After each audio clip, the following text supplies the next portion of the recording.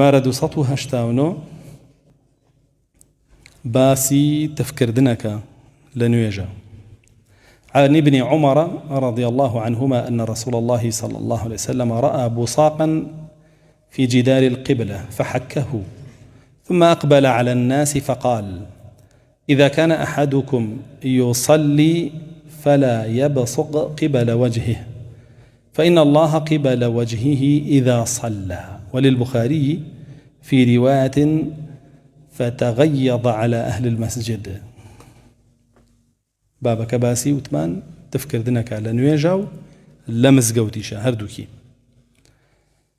ابن عمر يجاريته وفرمي پیغمبری خوا صلی الله علیه وسلم جارێکیان تەماشای دیواری مزگەوتی کرد، بینی بەڵغەمێکی پێوەیە، تفێکی پێوەیە. ئەفەرمێت ڕووی کردە خەڵکەکە پێغەمبەری خوا صلی الله علیه وسلم، پێشەوە ئەفەرمێ لە ڕیوایەتەکەی ترا هاتووە بەردێکی هەڵگرت بە بەردەکە، ئەو بەڵغەمەی بە دیوارەکەەوە بوو ڕنی لای برد، ئەنجا ڕووی کردە خەڵکەکە. جا لە ڕیوایەتەکەی بوخاریە فەرمێ خەڵکی زۆری پێ ناخۆش بوو، پێغەمبەری خوا صلی الله علیه وسلم بۆ خۆی ئەوە پاکەکاتەوە. ئەفەرمێ پاکی کردەوە، ڕووی کردە خەڵکەکە و فەرمووی: ئەگەر یەکێ لە ئێوە نوێژی ئەکرد و بەڵغەمێک هاتە ناودەمی چی بکە؟ ئەفەرمێ فەرمووی با بەرەو ڕووی فڕی نەدا، بەرەو پێشەوە فڕی نەدا. دیارە ئەم کەسە کە لێرەیان نوێژی کردووە پێشووتر بەڵغەمێکی هەبوو فڕیداوە بۆ دیوارەکە. جا رسول الله صلی الله عليه وسلم قەدەغەی ئەویان لێکە. لەبەر چییە؟ لەبەر دیوارەکە نییە بەتەنیا، هیچەوە بە دیوارەکەەوە بێ تاوانێکە لەسەر تۆ مزگەوتە پیس کردو، لەواتە دوای تۆ یەکێ بێت پاڵ باتەوە کە بە پشتیە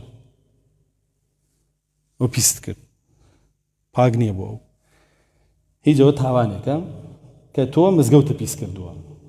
جارێکی تر تاوانە بۆ چییە؟ فەرمێ: فإن الله قبل وجهه إذا صلى.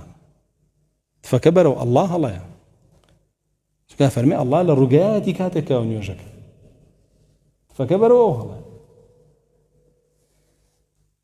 لرواياتي كترا هاتوا فرمي أي چون بيكين؟ فرمي يا لاي چپت يا جير بيت، خجير بيتو. أما طبعا لمزقودي كاكا فرش نبێ، خۆڵ بێ کە کردیە لای چەپیەوە مەجالە بوو یا کردیە ژێر پێیەوە مەجالە بوو، دوایی و نەبێ لە ناو خۆڵەکەیە. مەبەزەوە نییە بێت تۆ لێرە تفێ پێ یەکسەر ئەو بەڵغەمێ بکەیت سەر و فەرشە، خوا هەر کەس بینم وا بکە خواوە دوایی نەڵێن وەڵا سوننەتە.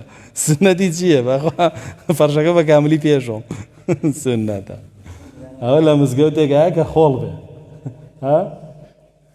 کابرا حەدیثی ئەوەی دەشتێکیەکە ئەڵێ هاو لە مزگەوتە ئامیزی کرد و کەس قسەی نەکرد، ئەڵێ جا بەشکم من بێ مزگەوتەکەی تۆ میز بکەم، وتم وەڵا نەک هەر نایڵم بەڵکو زۆر خراپە لێ بەسەر. چۆن لێڵم ئەوە مزگەوتە ساوانە بوو و کابرا نێزانیەوە مزگەوتە بۆ دروست کراوە، نابێ ئەو شتانە.